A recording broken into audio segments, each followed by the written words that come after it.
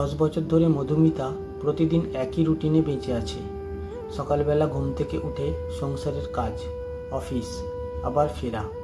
স্বামী অরুণ প্রথম দিকে ভালোই ছিল, কিন্তু ধীরে ধীরে অরুণের কথাগুলো কথা থেকে আদেশ, আর আদেশ থেকে অপমান হয়ে গেল।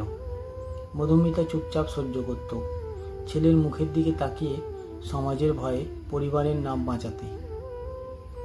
সেদিন অফিস থেকে ফিরতে একটু দেরি হয়ে গিয়েছিল। দরজা খোলার আগেই ভেতরের থেকে গলা উঠল, এত রাতে ফিরছিস কেন? কার সঙ্গে ছিলি? চুপ করে রইল সে। তারপর ধীরে বলল, অরুণ, আমি দেরি করেছি কাজের জন্য। সন্দেহ করলে বাঁচা যায় না। মধুমিতার গালে চটটা পড়তেই মুহূর্তের মধ্যে নিস্তব্ধ হয়ে গেল ঘর। মধুমিতা এবার চুপ রইল না। চোখ মুছে চোখে চোখ রেখে শান্ত গলায় বলল, আজ থেকে আর নয়। আমার ভুল ছিল শুধু তোমার অন্যায়গুলো সহ্য করা। পরের সকালেই অরুণ ঘুম থেকে উঠে দেখে টেবিলে রাখা একটা নোট। তোমার সংসার, তোমার অহংকার, তোমার ভয় আমি রেখে যাচ্ছি। আমার শিরদাঁড়া এখনও সোজা আছে, আর আমি সেটাই বাঁচিয়ে রাখব।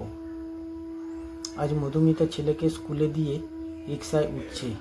চোখে জল নেই, শুধু মুখে একরাশ আলো, নতুন ভোরের।